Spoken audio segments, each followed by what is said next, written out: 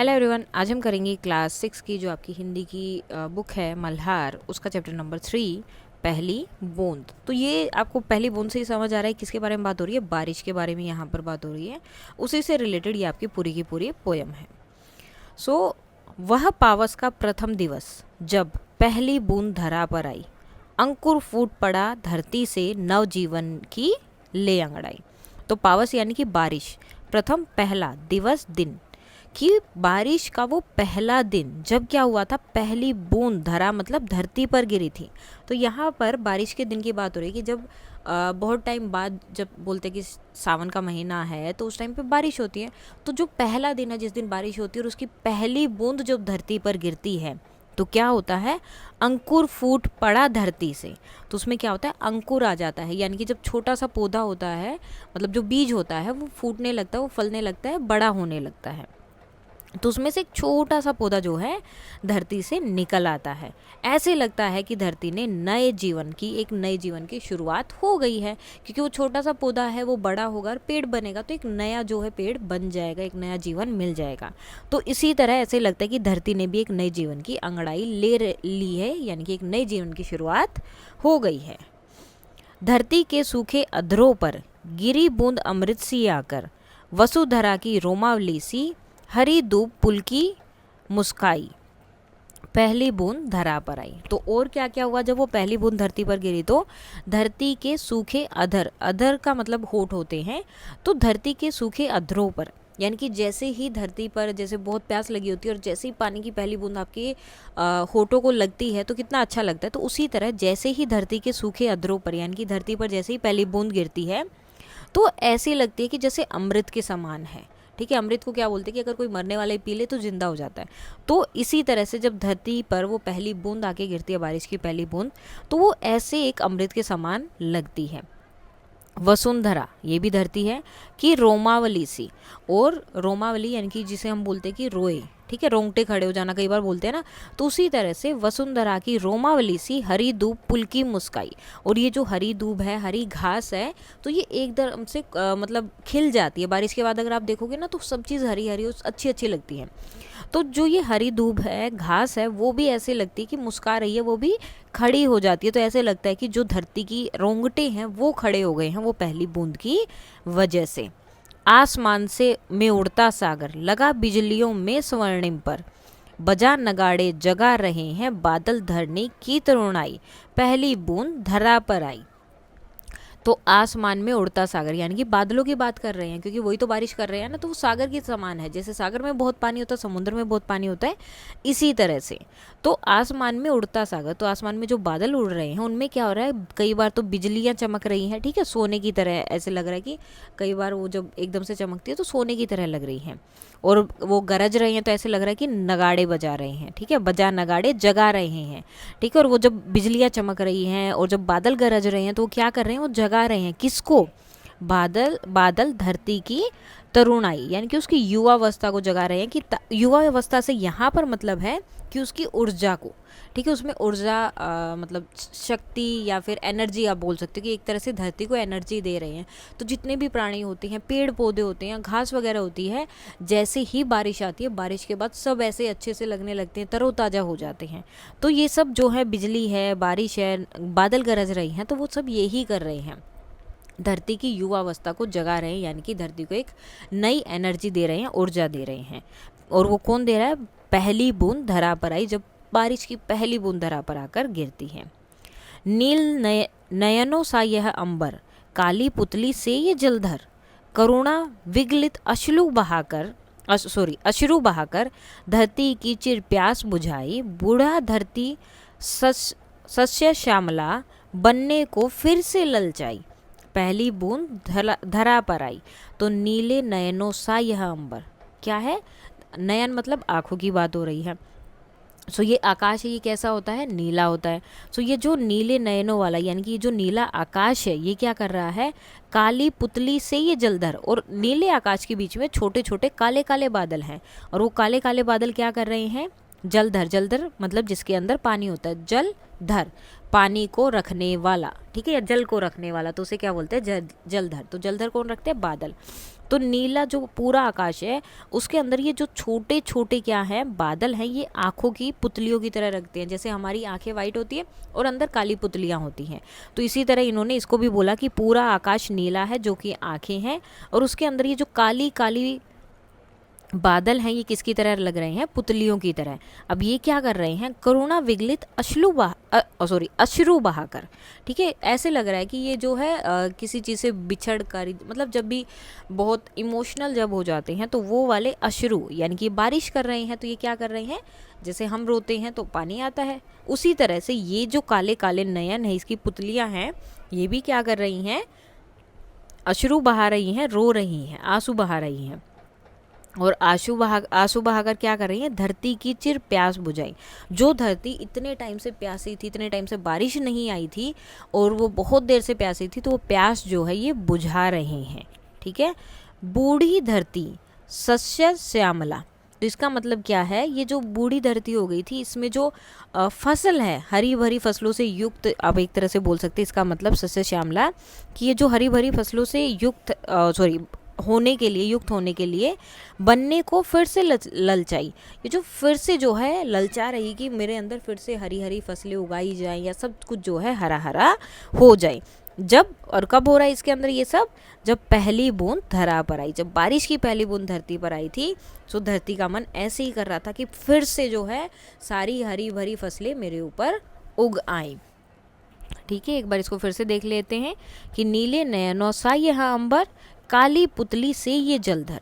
ठीक है, हमारा जो अंबर है उसको कैसा बताया गया है, नीली आंखों वाला। ठीक है, और उसके अंदर क्या है, जो ये जलधर है, जो ये बादल है काले काले रंग की, ये हो गए काली पुतली।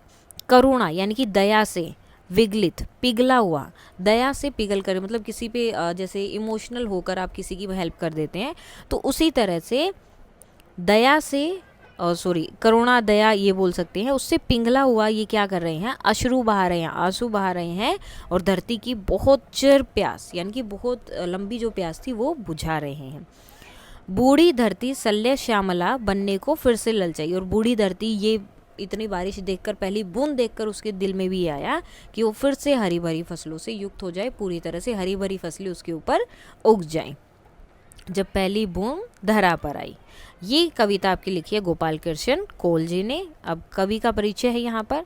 धरती के सूखे अधरों पर पहली बूंद के गिरने का अद्भुत दृश्य रचने वाले बाल साहित्यकार गोपाल कृष्ण कोल ने बच्चों के लिए देश प्रेम, प्रकृति और जीव जंतुओं से जुड़ी बहुत सी मनोरम कविताएं लिखी है। अपनी एक अन्य कविता में हम कुछ सीखे में वे कहते हैं, देश हमें देता है सब कुछ, हम भी तो कुछ देना सीखें। तो ये जो है इनकी कविता है पहली बूंद। इसमें इन्होंने क्या बताया कि जब बहुत टाइम बाद, जैसे कि सूखा होता है या ओटम होता है या जो भी टाइम है, उसके बाद में जब बारिश आती है ना, तो पहली बूंद धरती पर गिरती है तो धरती को कैसा महसूस होता होगा, वो इस कविता में हमें बताया गया है। अब क्वेश्चन आंसर है मेरी समझ से नीचे दिए गए प्रश्नों का सटीक उत्तर कौन सा है, उसके सामने आपको तारा बनाने या टिक लगा देंगे हम। कविता में नए जीवन की ले अंगड़ाई किसके लिए प्रयुक्त किया गया है, तो किसके लिए था, अंकुर। क्योंकि जैसे ही बारिश आती है, जैसे आप कोई पौधा लगा रहे हो तो उसमें जब आप पानी डालते हो उसी के बाद तो क्या होता है, अंकुरित होता है, वो बड़ा पेड़ बनता है, तो बीज ही लगाते हैं हम, तो इसीलिए अंकुर। नीले नयनों सा यह अंबर, काली पुतली से ये जलधर। काली पुतली जो है किसके लिए है, काली पुतली किसके लिए थे, ये बादलों के लिए। ठीक है, क्योंकि वो पुतली की तरह वो कर रहे थे। नाउ अब अपने मित्रों के साथ चर्चा करनी कि ये आंसर आपने क्यों चुने। मिलान करना है। कविता की कुछ पंक्तियां नीचे दी गई हैं, इन पंक्तियों में कुछ शब्द रेखांकित हैं, दाहिनी ओर रेखांकित शब्दों का भावार्थ है तो वो आपको बताना है।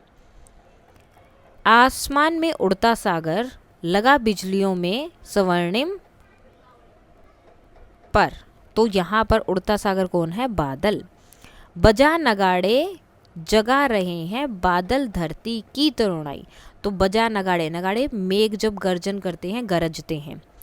नील नयनों सा यह अंबर, तो नील नयनों सा अंबर कौन है, ये आकाश। वसुधरा की रोमावली सी हरी दूब पुलकी मुस्काई, तो रोमावली का मतलब था रोंगटे खड़े हो गए, तो धरती के तो रोंगटे होते नहीं, तो वो किसके बारे में बात कर रहे थे, दूब के, कि जब बारिश आई तो वो जो दूब है यानी कि जो घास है वो हरी होके खड़ी हो गई थी, ऐसे लग रहा था कि उसको फिर से जीवन मिल गया है। तो धरती के लिए तो वो धरती उसका शरीर हो गया, और वो घास उसके लिए क्या हो गई, उसके रोंगटे हो गए। जैसे हमारे शरीर पे छोटे छोटे बाल होते हैं, इसलिए धरती के ऊपर वो जो घास है उसको रोंगटे बोला गया है। तो जब वो खड़ी हुई तो वो रोमावली सी लगने लगी, तो हरी दूब।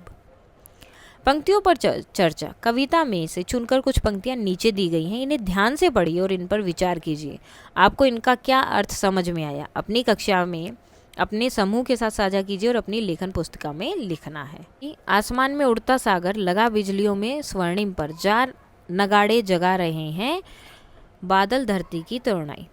बादलों का विशाल समूह आकाश में सागर की तरह फैला हुआ दिखाई देता है। जैसे सागर में पानी होता है, वैसे ही क्या हो रहा है, बादलों में भी पानी भरा हुआ है। बिजली की चमक को सुनहरे पंखों के रूप में दर्शाया गया है, मानो बादल रूपी सागर के सुनहरे पंख वाली मछलियां तैर रही हैं। बादलों की गड़गड़ाहट को नगाड़ों के बजने से तुलना की गई है। यह ध्वनि प्रभाव को दर्शाता है जो बारिश के आगमन की घोषणा करते हैं। बादल धरती की युवावस्था को जगा रहा है और यह दर्शाता है कि बादल धरती को नया जीवन और ताजगी देते हैं। बारिश असमर्ग भाव क्या हो जाएगा, मतलब ओवरऑल। ये पंक्तियां बारिश के आगमन के दृश्य को बहुत जीवंत तरीके से चित्रित करती हैं। आकाश में छाए बादल, चमकती बिजली और गरजते मेघ, ये सब मिलकर एक रोमांचक माहौल बनाते हैं। यह दृश्य न केवल आंखों को आनंद देता है बल्कि प्रकृति के नवीनीकरण का भी संकेत देता है। दूसरा था ये वाला, नीले नयनों सा ये अंबर, काली पुतली से ये जलधर, करुणा विगलित अश्रु बहाकर धरती की चिर प्यास बुझाई। तो यहाँ पर क्या है, नीला आसमान नीली आंखों के समान है और काले बादल उन नीले नीली आंखों की काली पुतली के समान है। मानो बादल धरती के दुखों से दुखित होकर वर्षा रूपी आंसू बहा रहा है, जिससे कि इस धरती की प्यास बुझ जाए। तब इसमें क्या है, मानवीकरण अलंकार है। कवि ने प्राकृतिक तत्वों को मानवीय गुण दिए हैं। ठीक है, मतलब इंसान से उसकी तुलना करें। बादल को क्या, आकाश को क्या बना दिया, आंखें। तो आकाश की तो आंखें होती नहीं है ना, तो मानव से तुलना की जाती है, मानव की चीज़ों से तुलना की जाती है, तो उसे मानवीकरण बोलते हैं। आकाश को आँख, बादलों को पुतली और बारिश को आंसू के रूप में दर्शाया गया। भावनात्मक संबंध भी दिखाया इसमें। इन उपमाओं के माध्यम से कवि प्रकृति और मानव के बीच एक भावनात्मक संबंध स्थापित करता है। प्रकृति का चक्र, ये पंक्तियाँ प्रकृति के चक्र को दर्शाती, कैसे आकाश, बादल और बारिश मिलकर धरती की प्यास बुझाते हैं। करुणा का भाव भी है। बारिश को करुणा विगलित अश्रु कहकर कवि यह दर्शाता है कि प्रकृति धरती के प्रति कितनी दयालु है। चित्रात्मक प्रस्तुति, कवि ने शब्दों के माध्यम से एक जीवंत दृश्य जो है यहाँ पे प्रस्तुत किया है, जिससे पाठक आकाश, बादल और बारिश का चित्र अपने मन में साकार कर सकता है। सोच विचार के लिए कविता को एक बार फिर से पढ़िए और निम्नलिखित के बारे में पता लगाकर अपनी लेखन पुस्तिका में फिर से लिखना है। फर्स्ट क्वेश्चन है आपका, बारिश की पहली बूंद धरती का हर्ष कैसे प्रकट होता है बूंद से। धरती के सूखे होठों पर बारिश की बूंद अमृत के समान गिरती है, मानो वर्षा होने से बेजान और सूखी पड़ी धरती का नवीन जीवन मिल गया हो। इस प्रकार बारिश की पहली बूंद धरती के हर्ष को यानी कि खुशी को प्रकट करती है। उसके बाद है, कविता में आकाश और बादलों को किनके समान बताया गया है। प्रस्तुत कविता में नीले आकाश को नीली आंखों के समान और काले बादल को उन नीली नीली आंखों की काली पुतली के समान बताया गया है। कविता की रचना, आकाश में उड़ता सागर, लगा बिजलियों में स्वर्णिम पर। कविता की इस पंक्ति का सामान्य अर्थ देखें तो समुद्र का आकाश में उड़ना असंभव है, तो यानी कि समुद्र तो आकाश में नहीं उड़ सकता। लेकिन जब हम इस पंक्ति का भावार्थ समझते हैं तो उससे अर्थ इस प्रकार निकलता है कि समुद्र का जल बिजलियों के सुनहरे पंख लगाकर आकाश में उड़ रहा है। ऐसे प्रयोग न केवल कविता की सुंदरता बढ़ाते हैं बल्कि उसे आनंददायक भी बनाते हैं। इस कविता में ऐसे दृश्यों को पहचाने और उन पर चर्चा करनी है। जैसे कि यहाँ पर होगा, अंकुर फूट पड़ा धरती से नवजीवन की ले अंगड़ाई। धरती का अंकुर का निकलना और उसे नवजीवन की अंगड़ाई लेते हुए दिखाया गया है। यह दृश्य प्रकृति में नए जीवन के जन्म और विकास को मानवीय क्रियाओं के माध्यम से दर्शाता है। हरी दूब पुल की मुस्काई, हरी घास को मुस्कुराते हुए दिखाया गया है। यह दृश्य प्रकृति के जीवंत होने और खुशी व्यक्त करने के भाव को प्रस्तुत कर रहा है। उसके बाद नीले नयनों सा ये अंबर, काली पुतली से ये जलधर। आकाश को नीली आंखों के समान और बादलों को काली पुतलियों के रूप में चित्रित किया गया है। यह दृश्य प्राकृतिक तत्वों को मानवीय अंगों से जोड़कर एक अनूठा और कल्पनाशील चित्र प्रस्तुत करता है। करुणा विगलित अश्रु बहाकर, तो बारिश की बूंदों को करुणा से भरे आंसुओं के रूप में दर्शाया गया है। यह दृश्य बारिश को एक भावनात्मक रूप देता है जो धरती के प्रति सहानुभूति दर्शाता है। बूढ़ी धरती सस्य श्यामला बनने को फिर से ललचाई, तो धरती को एक बूढ़ी महिला के रूप में दर्शाया गया जो फिर से युवा और हरी भरी होने के लिए ललायित हो रही है। यह दृश्य प्रकृति के पुनर्जन्म और नवीनीकरण की प्रक्रिया को मानवीय इच्छाओं के रूप में प्रस्तुत करता है। नेक्स्ट है शब्द एक अर्थ अनेक, तो एक ही शब्द के अलग अलग अर्थ भी हो सकते हैं। अंकुर फूट पड़ा धरती से, नवजीवन की ले अंगड़ाई। कविता की इस पंक्ति में फूटने का अर्थ पौधे का अंकुरण है। फूट का प्रयोग अलग अलग अर्थों में किया जाता है, जैसे फूट डालना, घड़ा फूटना आदि। अब फूट शब्द का प्रयोग करके प्रयोग ऐसे वाक्यों में कीजिए जहां इसके भिन्न भिन्न अर्थ निकलते हों। जैसे अंग्रेजों की नीति थी फूट डालो राज करो। तो ऐसी एक दो सेंटेंसेस और बनाने हैं। तो इससे रिलेटेड हमें और बनाते हैं, जैसे कि दोस्तों में फूट पड़ गई, उसका सिर फूट गया, धरती से जल की धारा फूट गई, दीवार से टकराते ही उसकी एक आंख फूट गई। इस तरह से बना सकते हैं। आप कोई और भी लिख सकते हैं। अनेक शब्दों के लिए एक शब्द। नील नयनों सा यह अंबर, काली पुतली से ये जलधर। कविता की इस पंक्ति में जलधर शब्द आया है। जलधर दो शब्दों से बना है, जल और धर। इस प्रकार जलधर का शाब्दिक अर्थ हुआ जल को धारण करने वाला। बादल और समुद्र दोनों ही जल को धारण करते हैं, इसलिए दोनों जलधर हैं।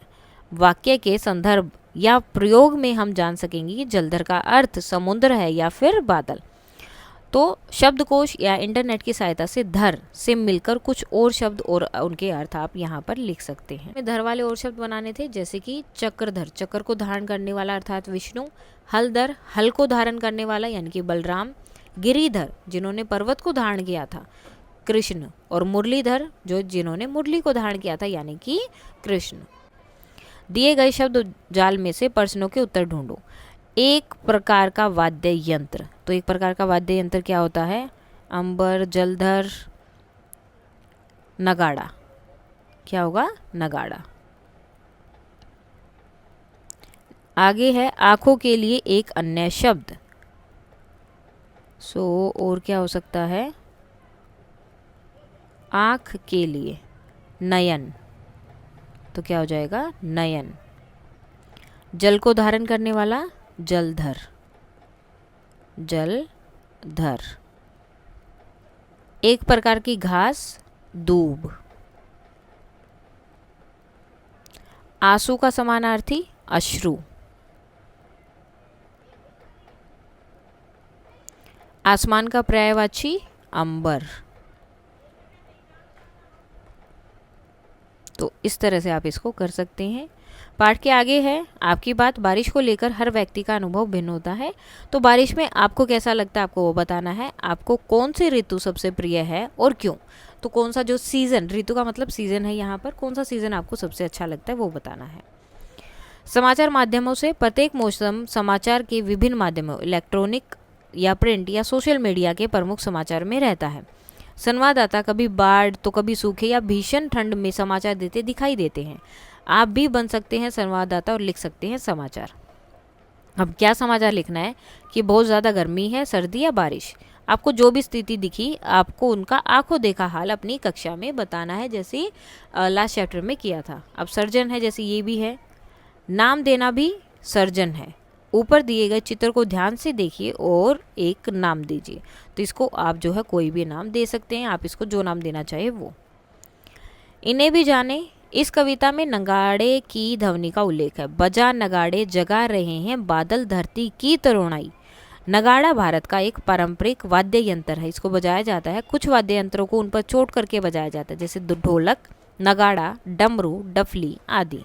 नगाड़ा प्राय लोक उत्सवों के अवसर पर बजाया जाता है। होली जैसे लोक पर्व के अवसर पर गाए जाने वाले गीतों में इसका प्रयोग होता है। नगाड़ों को जोड़े में भी बजाया जाता है, जिसमें एक की ध्वनि पतली और दूसरे की ध्वनि मोटी होती है। अब आपको बताना है कि आपके यहाँ जो वो फेस्टिवल्स होते हैं उसमें कौन कौन से वाद्य यंत्र बनाए जाते हैं, उनकी जानकारी एकत्रित करनी है और लिखना है या बता सकते हैं। यहाँ पर आपको इंद्रधनुष बनाना है कि कौन कौन से कलर होते हैं या जो भी चीज़ें हैं वो। सॉरी, यहाँ पर क्या है, बारिश की बूंदें न केवल जीव जंतुओं को राहत पहुँचाती है बल्कि धरती को हरा भरा भी बनाती है। कभी कभी ये बूंदें आकाश में बहुरंगी छटा बिखेरती है जिसे इंद्रधनुष किया जाता है। आप भी एक सुंदर इंद्रधनुष बनाइए, तो वो बना देंगे और साथ में उस पर एक छोटी सी कविता भी लिखनी है और उसका एक नाम भी लिखना है। सो ये था आपका चैप्टर। अगर कोई डाउट है इसमें तो आप बता सकते हैं। That's all for today and please like share and subscribe. Thank you.